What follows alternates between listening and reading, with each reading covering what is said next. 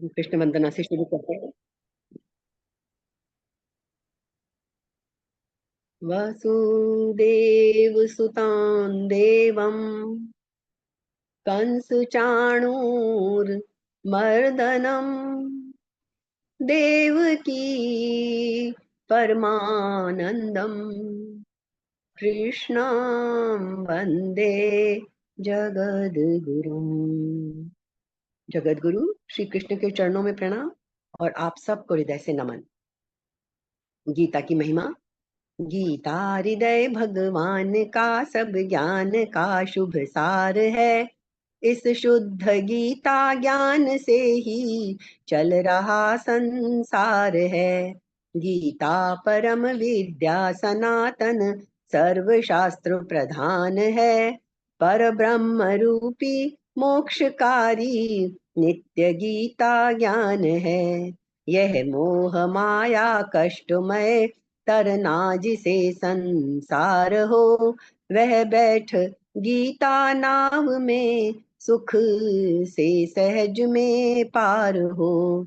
संसार के सब ज्ञान का यह ज्ञानमय भंडार है। श्रुति उपनिषद वेदांत ग्रंथों का परम शुभ सार है। तो सार तो है, हम सब जानते हैं। और अब हम ये देख लेते हैं, 8वें अध्याय का हमारा 10वां श्लोक हो गया था। और उसके साथ ही 10वें श्लोक के साथ ही हमारा एक प्रकरण भी पूरा हो जाएगा। जैसे हमने देखा ना उसमें कि अंत समय में कैसे ईश्वर का स्मरण करना है, वो चर्चा चल रही है। तो हमारा 10वें श्लोक के साथ में एक प्रकरण, मतलब सगुण निराकार को जो मानते हैं, सगुण निराकार को जो करते हैं, उनके लिए क्या रास्ता है। फिर अब 11वें में आएगा निर्गुण निराकार। तो 10वां जो श्लोक था उसमें हमने लास्ट में क्या देख लिया था, भक्ति की बात देख ली थी और योग बल की बात देख ली थी।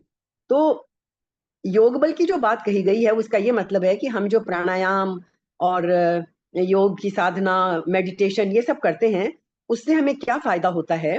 योग बल की इतना जोर क्यों दिया गया है योग बल पे, कि उस वक्त एक तो हमको भ्रिकुटी के मध्य में ध्यान लगाने में उसे सुविधा मिलती है। कैसे कि योगाभ्यास के कारण अंत समय में जब मृत्यु का समय नजदीक होता है तो बड़ी अशक्त अवस्था हो जाती है। पिछली बार चर्चा हुई थी कि जो सडन, मतलब एकदम अनएक्सपेक्टेड और अचानक मृत्यु हो जाती है, उसमें तो कुछ सोचने का, करने का समय ही नहीं मिलता है। लेकिन जैसे अशक्त होकर धीरे धीरे व्यक्ति मरता है, तो अंत समय में होने वाली अशक्त अवस्था फिर योग प्राणायाम का अभ्यास करने वाले व्यक्ति को वो बाधा नहीं देती। उस अशक्तता से वो परेशान नहीं होता, उसमें कोई विकार पैदा नहीं होता। तो ये जो प्राणायाम आदि का जो बल है, इसी को हम योग बल कहते हैं। ठीक है। अब हम 11, 12 और 13 इन 3 श्लोकों का एक प्रकरण है। तो एक बार हम इन तीनों श्लोकों का एक सिंपल अर्थ देख लेते हैं, उसके बाद इनकी थोड़ी डेप्थ में जाकर हम ढंग से व्याख्या कर लेंगे। तो अब आगे के श्लोक में, जो 11वां श्लोक है 8वें अध्याय का, इसमें निर्गुण निराकार की प्राप्ति का उपक्रम कर रहे हैं, शुरुआत कर रहे हैं। 12, 13 में उसका तरीका बताएंगे। तो ये 3 श्लोक हम आज एक बार, तीनों को एक बार पढ़ेंगे जरूर। तो 11वां पढ़ते हैं हम।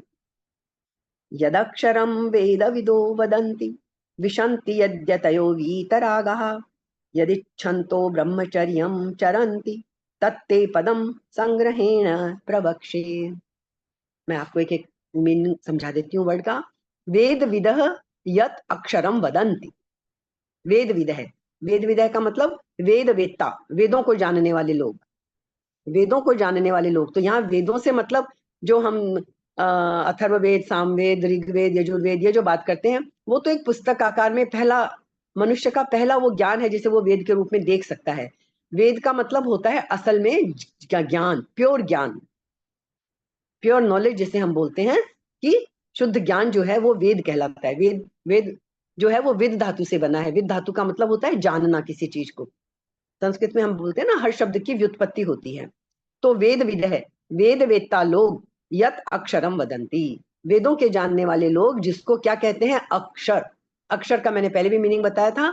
क्षर में आगे एक हमने उपसर्ग जोड़ दिया अ, उससे मतलब इसका हो गया निगेटिव। क्षर का मतलब होता है जो नाशवान है, जिसका क्षरण होता है ना। और अक्षर का मतलब जिसका नाश नहीं होता, जो जिसका क्षरण नहीं होता, है ना। तो अक्षर, वेद वेत्ता लोग जिसको अक्षर कहते हैं। दूसरी क्या चीज थी? वीतरागः यतयः यत विशन्ति, और उसको प्राप्त कौन करते हैं? उस ईश्वर को।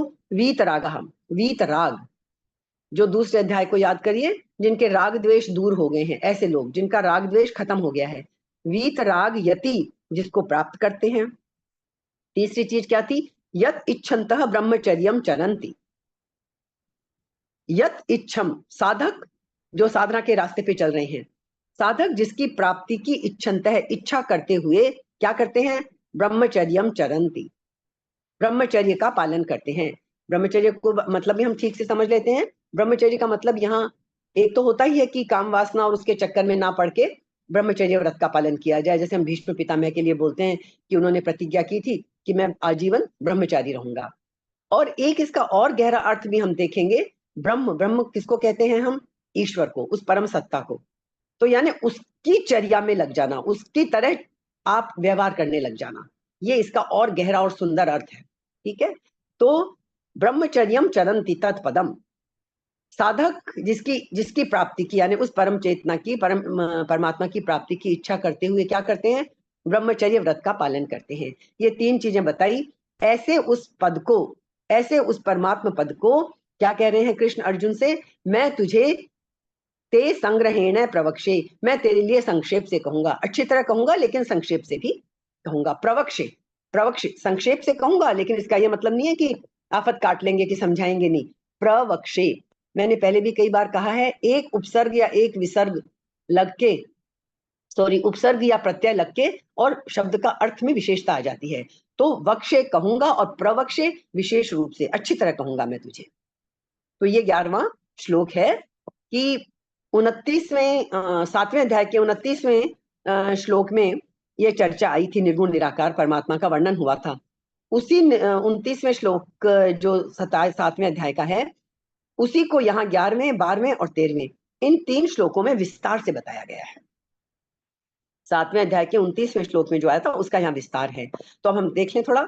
यदक्षरम वेद विदो वदंती, वेदों को जानने वाले पुरुष जिसको अक्षर निर्गुण निराकार कहते हैं, जिसका कभी नाश नहीं होता, जो सदा सर्वदा एक रूप एक रस रहता है, क्षरण नहीं होता, उसमें चेंज नहीं आता कि चीज इतनी पुरानी होगी तो अब इसका रंग बदल गया, रूप बदल गया, हाँ, आकार बदल गया, कुछ नहीं बदलता। वो सदा सर्वदा एक रूप एक रस रहता है। और जिसको इसी अध्याय के 3रे श्लोक में भी ये बात कही गई थी, अक्षरम ब्रह्म परमम, 8वें अध्याय के 3रे श्लोक में भी यही बात कही गई थी। उसी निर्गुण निराकार तत्व का यहाँ अक्षर नाम से वर्णन हुआ है।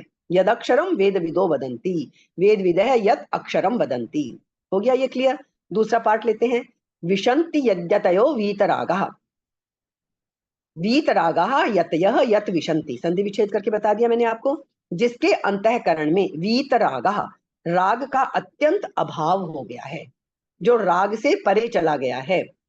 तो जब राग से परे चले जाएंगे तो क्या होगा? अंतःकरण महान निर्मल है, और जिनके हृदय में सर्वोपरि, सबसे ऊपर क्या रहता है उनके हृदय में? अद्वितीय परम तत्व को पाने की उत्कट लगन लगी हुई है, और कोई दूसरी इच्छा ही नहीं है। सारे संसार में रहते हुए, सब काम करते हुए, हृदय में सबसे ऊपर क्या चीज लगी हुई है उनके मन में? अद्वितीय परम तत्व को पाने की।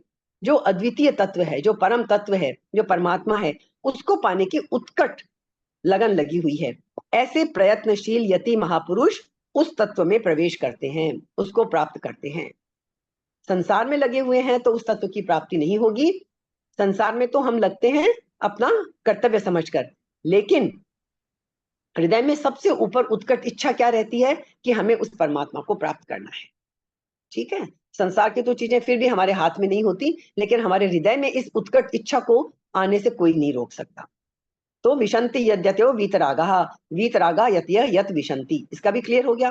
तीसरा हिस्सा इसका, यदिच्छन्तो ब्रह्मचर्यम चरन्ति, इच्छन्तः यानी यत इच्छन्तः, जिस परमात्मा को पाने की इच्छा रखते हुए क्या करते हैं? ब्रह्मचर्य है चरन्ति, साधक लोग ब्रह्मचर्य का, उनका उद्देश्य केवल परमात्मा तत्व की प्राप्ति रह गया है। अब परमात्मा प्राप्ति के सिवाय उनका और कोई ध्येय है ही नहीं। और जो परमात्मा प्राप्ति की इच्छा को रखकर ब्रह्मचर्य का पालन करते हैं। ब्रह्मचर्य का पालन कैसे करेंगे? संपूर्ण इंद्रियों का संयम करते हैं। फिर इंद्रियों के अनुसार नहीं दौड़ते कि ये स्वादेंद्रिय जो हमें दिन भर उलझा के रखती है, क्या खा लें, कहाँ से खा लें, क्या बना लें, दिन भर हम इस स्वाद के पीछे, पता है ये चीज नुकसान करेगी, फिर भी इंद्रिय वश में नहीं है, स्वादेंद्रिय हमारे वश में नहीं है, ये खाना ही खाना है हमें। तो बहुत दिन हो गया, अरे थोड़ा तो चलता है, क्यों क्यों चलता है? क्योंकि हमारा इंद्रिय पे वश नहीं है। उत्कट इच्छा होती है उस स्वाद को जो कभी हमने लिया है और हमें बहुत अच्छा लगा, या कि ट्राई तो करो, ट्राई तो करो, पता नहीं क्या स्वाद मिल जाएगा। कभी ईश्वर को पाने के लिए तो हम ट्राई करो नहीं बोलते।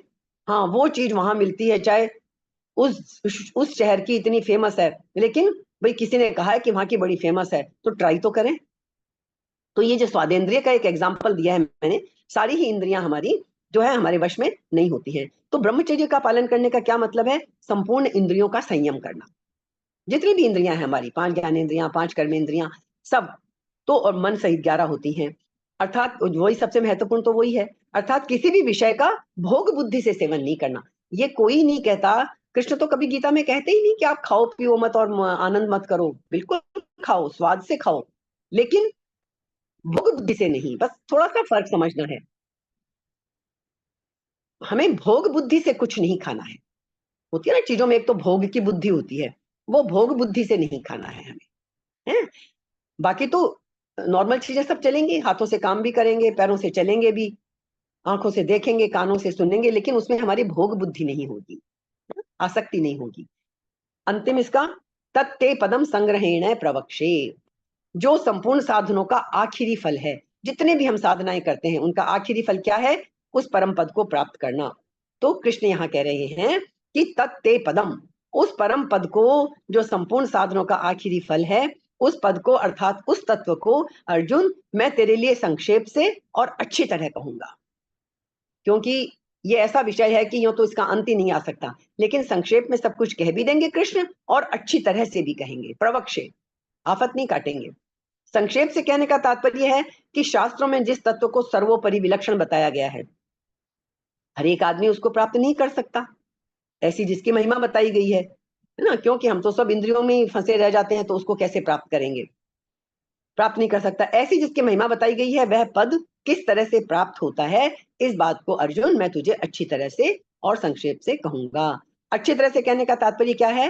कि ब्रह्म की उपासना करने वाले जिस तरह से उस ब्रह्म को प्राप्त हो जाएं, वो रास्ता मैं तुझे अर्जुन अच्छी तरह से बताऊंगा, और अर्जुन के माध्यम से सबको बताऊंगा।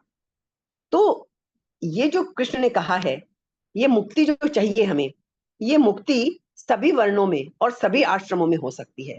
कोई सोचे कि मैं तो अभी तो मेरी उम्र कम है, कोई सोचे कि मैं तो बहुत बूढ़ा हो गया हूं, अब क्या करूं, ऐसा बिल्कुल नहीं है।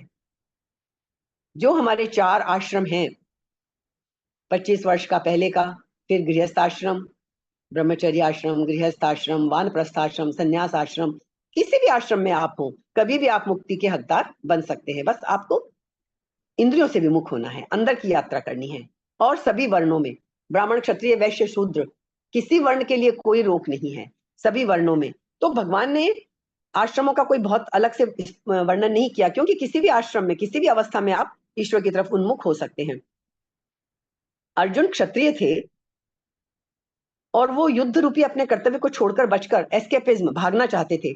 इसलिए भगवान ने अर्जुन को अपने कर्तव्य में लगाने के उद्देश्य से वर्ण धर्म का वर्णन किया है कि तुम क्षत्रिय हो तो तुम्हें अपना क्षत्रिय धर्म निभाना है, हम गृहस्थ हैं, हमें अपना गृहस्थ धर्म निभाना है, लेकिन भोग वृत्ति से नहीं। बस समझना इतना ही है, गीता में बहुत स्पष्ट है। सब कुछ करते रहो, जैसा जीवन चल रहा है वैसा ही चलता रहेगा, लेकिन वो सुंदर होता चला जाए।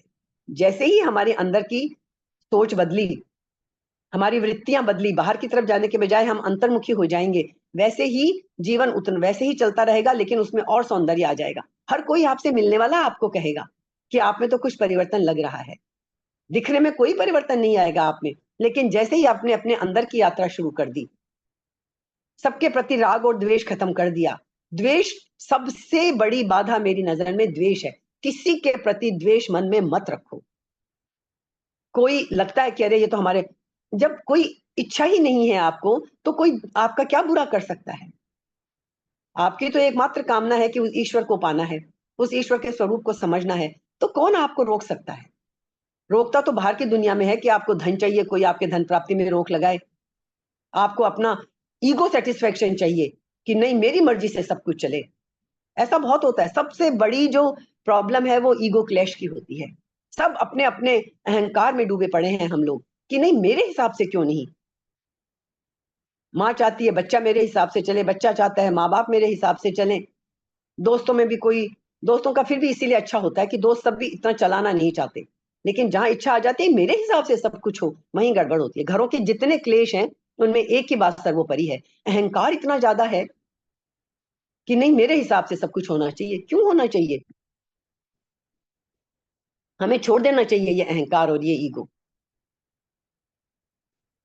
ये हम छोड़ेंगे तभी हम खुद आनंद पूर्वक रह पाएंगे और पूरे परिवार को आनंद पूर्वक रहने देंगे।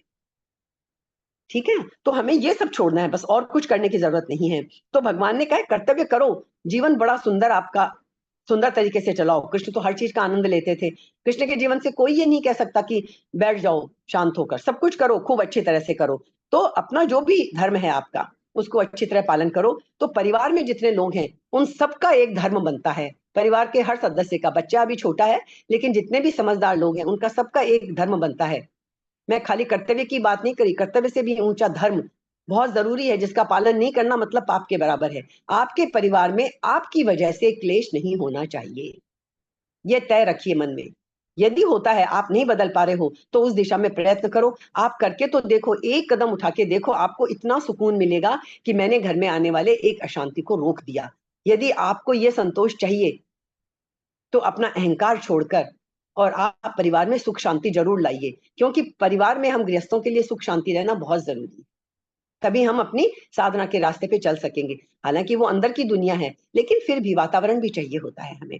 तो ये हमारा ये 11वां श्लोक हो गया। अब हम आगे बढ़ते हैं।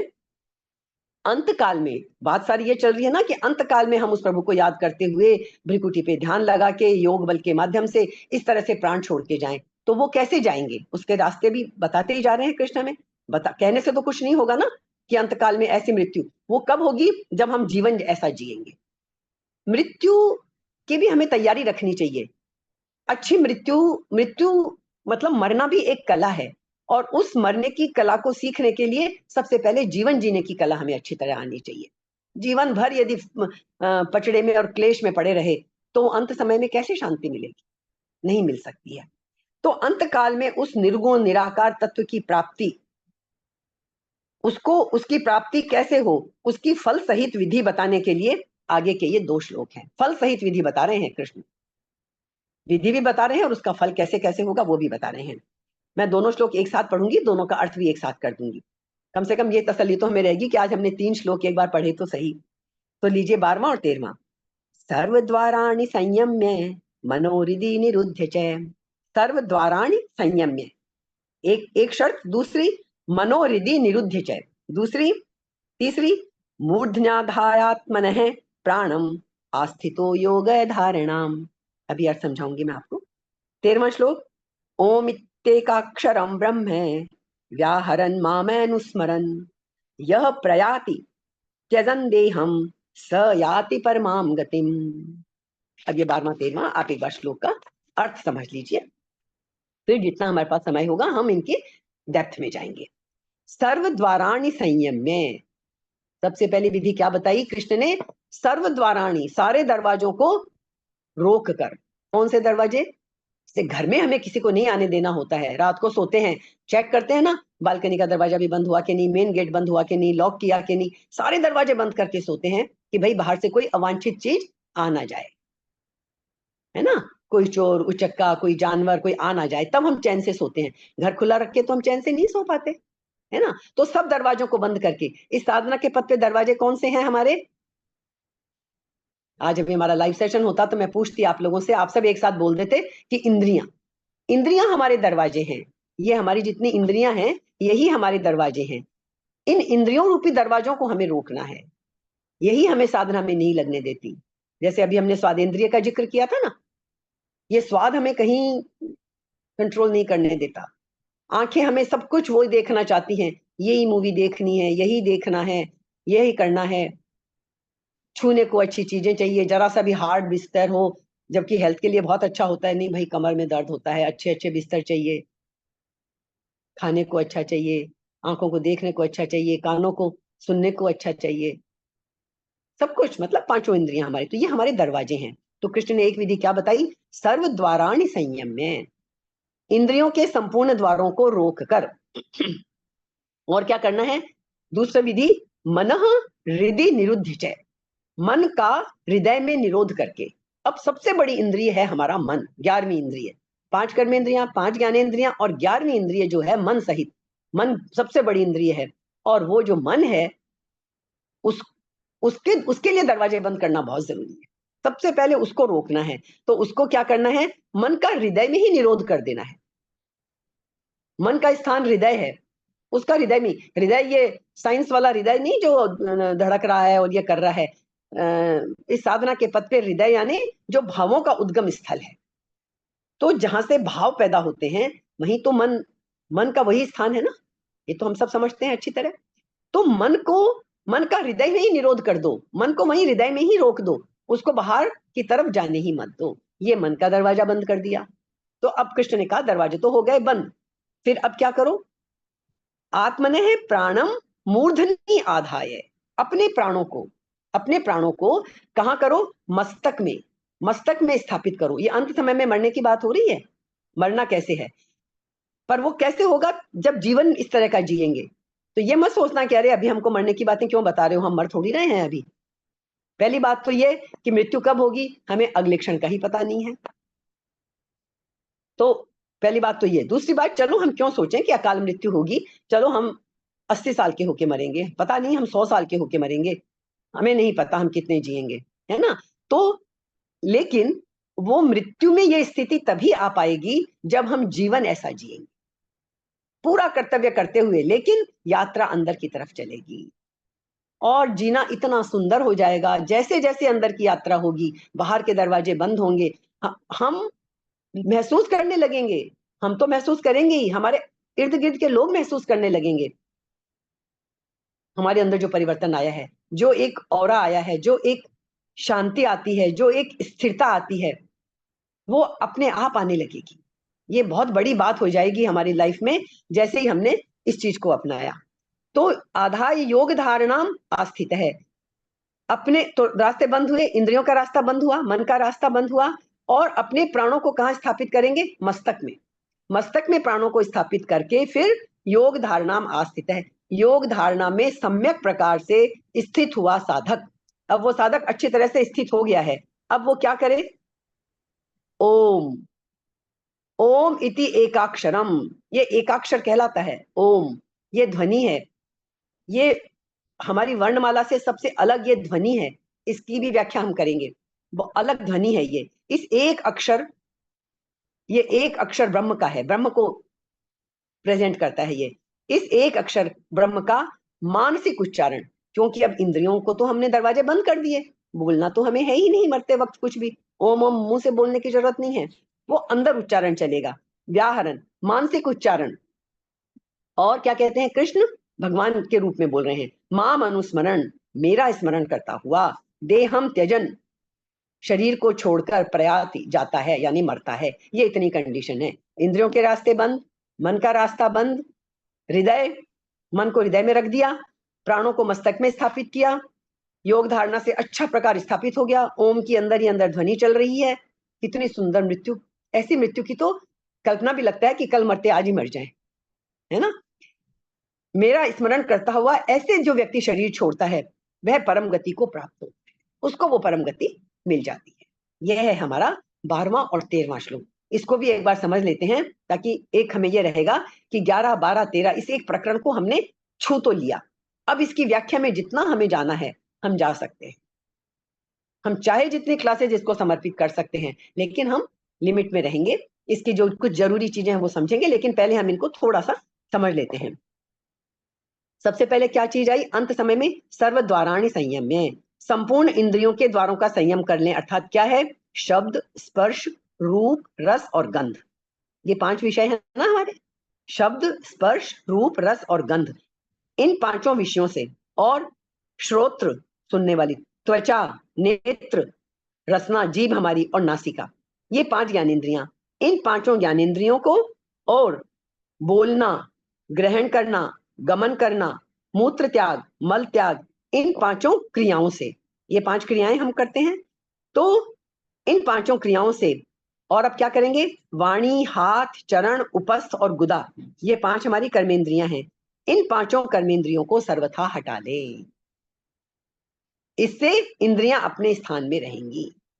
मैंने कहा ना, कृष्ण कह के नहीं छोड़ते कि इंद्रियों के द्वार बंद करो, कैसे बंद करो, ये रास्ता बता दिया हमें, है ना। शब्द, स्पर्श, रूप, रस, गंध, 5 विषय, श्रोत्र, त्वचा, नेत्र, रसना और नासिका, ये 5 ज्ञानेंद्रियां, बोलना, ग्रहण करना, गमन करना, मूत्र त्याग और मल त्याग, ये 5 क्रियाएं, वाणी, हाथ, चरण, उपस्थ और गुदा, हाथ, पैर, जीभ, है ना, मूत्र त्याग की इंद्रिय, मल त्याग की इंद्रिय, और ये 5 क्रियाएं जो हम करते हैं।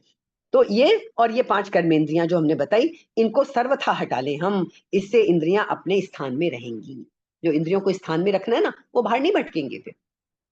चलिए, दूसरी सबसे इंपॉर्टेंट बात क्या थी जो मैंने कहा था, मनोहृदय निरुद्ध, मन को हृदय में निरोध करके। मन का कहाँ निरोध करना है, हृदय में। मन का हृदय में ही निरोध कर दे, मन को बाहर भटकने ही ना दे, विषयों की तरफ जाने ही ना दे, हृदय में ही रोक लिया। जब हमें बच्चे को कहीं बाहर नहीं जाने देता होता है तो हम कमरा बंद कर देते हैं ना, कि नहीं पढ़ो बैठ के, या किसी को दंड देना होता है। तो लेकिन यहाँ इंद्रियों को हमें दंड की तरह से नहीं करना है, दंड देने की तरह से मन को नहीं रोकना है, हमें स्वाभाविक रूप से रोकना है, स्वाभाविक तरीके से। क्योंकि जब हम उस चीज की महत्ता समझ जाएंगे तो हम अपने आप ही रोक लेंगे मन को। तो मन का हृदय में ही निरोध कर ले, अर्थात मन को विषयों की तरफ जाने ही ना दे। इससे मन कहाँ रहेगा, अपने स्थान यानी हृदय में ही रह जाएगा। हो गई, इंद्रियां अपने स्थान पे रह जाएंगी, मन अपने स्थान पे रह जाएगा। फिर क्या करे, अगली बात क्या थी, मूर्धनी आधाय आत्मनः, प्राणों को, आत्मनः प्राणम, अपने प्राणों को मस्तक में मूर्धनी धारण कर ले, अर्थात प्राणों पर अपना अधिकार प्राप्त कर ले। और क्या करे, 10वें द्वार ब्रह्मरंध्र में प्राणों को रोक ले, जो हमने पिछली बार चर्चा की थी ना, 10वां द्वार, मुक्ति जिनकी होती है वो 10वें द्वार से प्राण निकलते हैं उनके। तो प्राणों को मस्तक में धारण कर ले, अर्थात प्राणों पर अपना अधिकार प्राप्त करके 10वें द्वार ब्रह्मरंध्र में प्राणों को रोक ले। फिर क्या करना है, आस्थितो योग धारणा। इतना सब करने का मतलब क्या हुआ, आप योग धारणा में स्थित हो गए। ये सब करके योग धारणा में स्थित हो जाए, इंद्रियों से कुछ भी चेष्टा ना करना, मन से संकल्प विकल्प ना करना। मन का काम क्या है, हर टाइम संकल्प विकल्प चलते रहते हैं, ये कर लूं, ये ना करूं, है ना। मन तो एक क्षण के, बोलते हैं ना, इतने से करोड़ में अरब में हिस्से के बराबर भी हमारा शांत नहीं रहता है, हर समय संकल्प विकल्प चलते रहते हैं। तो हमें करना क्या है, मन से भी संकल्प विकल्प नहीं करने उस स्थिति को पाने के लिए। और प्राणों पर भी पूरा अधिकार प्राप्त कर लिया, उनको भी हमने नीचे की तरफ नहीं जाने दिया, क्योंकि हमने देखा था नीचे की तरफ प्राणों का जाना मतलब संसार में लौट लौट कर आना, प्राणों का ऊपर की तरफ जाना मतलब इस संसार से मुक्ति हो जाना। तो प्राणों पर भी पूरा अधिकार प्राप्त करना, इसी को कहते हैं योग धारणा में स्थित होना। यदि कोई हमें कहे कि योग धारणा में स्थित होकर तब प्राण छोड़ने हैं, तो उस योग धारणा में स्थित होने का क्या मतलब है, ये सारी बातें हैं जो अभी हमने बता दी। इंद्रियों को रोकना है, मन को रोक लेना है, और अपना प्राणों को भी अधिकार प्राप्त कर लेना है। और फिर क्या करना है, अब एक और अंतिम बात थी ना, ओम इत्येकाक्षरम ब्रह्म व्याहरन माम अनुस्मरन। इसके बाद एक अक्षर ब्रह्म क्या है, ओम, प्रणव जिसे हम बोलते हैं प्रणव, उसका मानसिक उच्चारण करे, मुंह से बोलने की जरूरत नहीं है, उसका मानसिक उच्चारण करे। और मेरा मेरा मतलब यहाँ क्या है, अर्थात निर्गुण निराकार परम अक्षर ब्रह्म का, जिसका वर्णन इसी अध्याय में हमने कहा ना, 3रे श्लोक में हुआ है, उसका स्मरण करे। सब देश, सब काल, वस्तु, व्यक्ति, घटना, परिस्थिति, है ना, स्मरण करे। क्या वर्ड आया, निर्गुण निराकार परम अक्षर ब्रह्म का स्मरण करे। अब स्मरण करने का क्या मतलब है, हम तो क्या करते हैं, हमें याद करना है, चैप्टर को बैठ के घोट रहे हैं, कोई प्रवचन देना है, या प्रवचन भी छोड़िए, प्रवचन तो फिर भी दिल से निकलता है, लेकिन यदि आपको कोई एग्जाम देना है, कोई चीज का रट्टा लगाना है, तो वो स्मरण करना नहीं है। यहाँ स्मरण क्या है, अच्छी तरह समझ लीजिए, यहाँ स्मरण का क्या मतलब है, सब देश यानी सब स्थानों पर, किस हर समय, हर वस्तु, हर व्यक्ति, हर घटना, वीवीजीपी जो हम बोलते हैं, व्यक्ति, वस्तु, घटना, परिस्थिति, और सब समय में इन सब में एक सच्चिदानंद घन परमात्मा ही सत्ता रूप से परिपूर्ण है, ऐसी धारणा करना ये ईश्वर का स्मरण करना है। दुनिया के सारे काम करते रहो, लेकिन हर वक्त ये सोचते रहो कि इस काम में भी प्रभु तेरी ही इच्छा फल रही है। जो व्यक्ति सामने दिख रहा है, चाहे आपकी उससे कितनी ही दुश्मनी हो, प्रभु तू ही है, इसके अंदर भी तू ही है प्रभु। ये भावना यदि हमारी बन जाएगी तो क्या होगा, फिर हमारा जो द्वेष है उसके प्रति वो खत्म हो जाएगा। हम अपनी वृत्ति पे ध्यान देंगे, और जब भैया वो भी ईश्वर का ही रूप है तो कैसा वैर किसी से, हम तुरंत कंट्रोल करेंगे, अपने ऊपर आ जाएंगे। और जैसे ही हमारी वृत्ति अंतर्मुखी होगी, हमारी प्रॉब्लम सॉल्व। जब तक इंद्रियां बाहर की तरफ जा रही हैं, बहुत बहुत प्रैक्टिकल रास्ते हैं, कृष्ण ने कोई चीज छोड़ी नहीं है रास्ता बताए बिना। तो ये कहते हैं ऐसी धारणा करना ही, में ये बात मृत्यु के समय की हो रही है, लेकिन उसके लिए जीवन कैसा जीना है, ऐसा जीवन भर हर चीज में, कण कण में ईश्वर को देखना है। तो जब निर्जीव चीजों तक में ईश्वर को देखना है, पत्थर रख के हम पत्थर की पूजा कर लेते हैं। क्यों कर लेते हैं? क्योंकि हम उसमें ईश्वर को देखने की क्षमता है हमारे अंदर। यदि हम भाव और भक्ति और हृदय लगा दें वहां पे, तो हम उस पत्थर में भी ईश्वर को देख सकते हैं। और कितनी कहानियां हैं कि पत्थर में से ईश्वर प्रकट होता है भक्त की इच्छा पूरी करने के लिए, पर वो भाव होना तो चाहिए उतना दृढ़ हमारा। तो ऐसी धारणा करना ही ईश्वर का स्मरण करना है। अब ये सारी बातें हो गई। लास्ट में क्या कहा था कृष्ण ने, यह प्रयाति त्यजन देहम स याति परमाम गतिम। ऐसा सब कुछ होता हुआ, ऐसी सब कुछ स्थिति बन जाए, इस प्रकार से निर्गुण निराकार का स्मरण करते हुए जो देह का त्याग करता है, अर्थात 10वें द्वार से प्राणों को छोड़ता है, वह परम गति को अर्थात निर्गुण निराकार परमात्मा को प्राप्त होता है। ये हमारे 11, 12, 13 श्लोक का अच्छी तरह समझ में आ गया है। इसके अंदर की कुछ और इंटरेस्टिंग और गहरी बातें हैं, वो हम अब अगली क्लास में ही करेंगे, शुरुआत कर लेंगे, चाहे हमारे पास ज्यादा समय अब शायद नहीं बचा है। तो इस श्लोक, ये जो 3 श्लोक है ना, 11, 12, 13, योगाभ्यास करने वाले अद्वैतवादी का वर्णन है। कोई इससे यह ना सोचे कि ये तो हमारे लिए बड़ा मुश्किल है। हमने पिछली बार भी चर्चा की थी, फिर मैं कह देती हूँ, सबके अकॉर्डिंग गीता में रास्ते हैं। ये तो अद्वैतवादी, अद्वैत का मतलब जो अद्वैत को मानता है, जो ईश्वर के अलावा और कोई दूसरी सत्ता ही नहीं मानता, ये अद्वैतवादी का वर्णन है। द्वैतवादी होते हैं जो दो की सत्ता मानते हैं। तो भक्त होते हैं वो तो जो आपका अवतार है, चाहे राम में, चाहे कृष्ण में, चाहे जिस किसी में भी, आपका जहां भी आपकी आस्था है, आप वहां ध्यान लगा लें, उससे भी वही चीज मिलेगी। तो ये कभी हमें परेशान होने की जरूरत नहीं है कि ये सब चीजें तो हमारे बस की नहीं है भाई, मरते समय करना, जीवन भर ऐसा जीवन जीना, कोई जरूरत नहीं है। यदि आप एक भक्ति के मार्ग पे चल रहे हो, आप पूरे जिस मार्ग पे भी चल रहे हो उसको 100% चलो, लेकिन उससे कर्मयोगी का जीवन है, कर्म करते हुए जीता है, लेकिन निष्काम भाव से, उसको भी यही गति मिलेगी। भक्ति योग से जी रहा है, पूरी तरह से अपना समर्पण कर दिया, अब है ही नहीं कुछ मेरा प्रभु, पूरा समर्पण कर दिया, उसको भी यही गति मिलेगी। जो ज्ञान के मार्ग से चल रहा है, जो अद्वैतवादी है, उसको क्या करना है, उनका उसका इन 3 श्लोकों में वर्णन है ना। तो व्याहरण पद से मानसिक उच्चारण समझना चाहिए, हमने बात कर ही ली थी। क्योंकि मन का हृदय में निरोध करने पर और प्राणों को जब हम मस्तक में स्थापित कर देते हैं, तो वाचिक उच्चारण तो हो ही नहीं सकता, इसलिए मन से मानसिक उच्चारण होता है। ये हमारे 3 श्लोक जो हैं, 11, 12, 13, आज हमने तीनों कर लिए। मुझे बहुत अच्छा लग रहा है कि हमने 3 श्लोक आज कर लिए। इनकी व्याख्या, स्पेशल व्याख्या हम बाद में कर लेंगे। अब हम थोड़ा सा, जितना हमारे पास समय है, मैं अब 11वें श्लोक के बारे में आपको सबसे पहले बताती हूँ कि ये जो 11वां श्लोक है, 11वां श्लोक जो हमने पढ़ा ना, इस 11वें श्लोक में ये बताया गया है, ये इशारा किया गया है। अब हम अपने लिए बातें समझ रहे हैं कि हमें करना क्या है। आत्मसंयम और वैराग्य, हमें 2 चीजें चाहिए। ये जो इतना सब पढ़ा है, इसके लिए क्या क्या है, रिक्वायरमेंट क्या है? आत्मसंयम और वैराग्य। हमने दूसरा अध्याय में ही था, अभ्यास न तू वैराग्य न। जब अर्जुन ने कहा बड़ा मुश्किल है कृष्ण ये, तो हम भी कहेंगे बड़ा मुश्किल है कृष्ण ये, तो अर्जुन ने भी यही बात कही थी, तो उन्होंने कहा था अभ्यास और वैराग्य 2 चीजें हैं जिनसे तुम हर चीज को पा सकते हो। प्रैक्टिस करो किसी चीज की, और मन में उसके प्रति वैराग्य भाव। वो कब आएगा? जब मन को हम हृदय में ही रोक लेंगे, उस चीज की तरफ नहीं जाने देंगे। कितने सुंदर तरीके से एक छोटे से श्लोक में कितनी स्पष्टता से सब कुछ समझा दिया है ना। तो आत्मसंयम और वैराग्य के द्वारा किस प्रकार इस मार्ग, कौन से मार्ग पे? परम लक्ष्य का मार्ग, धन दौलत, घर गाड़ी बंगला, नौकर चाकर, इस लक्ष्य की बात नहीं हो रही है। ये तो यदि आप संसार में अपना कर्तव्य अच्छी तरह करोगे तो बाई प्रोडक्ट की तरह अपने आप चले आएंगे आपके पास। आत्म संयम के मार्ग पे चलेंगे तो ये नहीं है कि आपसे सांसारिक चीजें छूट जाएंगी, बिल्कुल नहीं छूटेंगी। मैंने कहा ना, ये तो बाई प्रोडक्ट की तरह अपने आप चली आएंगी। और यदि नहीं आती हैं, आपके कोई कार्मिक अकाउंट ऐसे हैं, किसी बहुत प्रबल हैं, कोई नेगेटिव कार्मिक अकाउंट, तो कोई बात नहीं, जो आपको मिलेगा आप उसी में खुश रहने लग जाएंगे, तो प्रॉब्लम नहीं आएगी, आपकी प्रॉब्लम समाप्त हो जाएगी। तो इस प्रकार इस मार्ग मतलब परम लक्ष्य पे और उसकी प्राप्ति, इस पे कैसे सुखपूर्वक अग्रसर हुआ जा सकता है, ये कृष्ण ने सारा बताया है। ये सारी चीजें हमें बताई हैं। अब कामनाओं का जो संन्यास है वो बुद्धि की स्वाभाविक परिपक्वता का फल है, मन की प्रवृत्तियों का दमन नहीं। ये बात बहुत अच्छी तरह समझ लीजिए, मैं अभी फिर बोल चुकी हूं।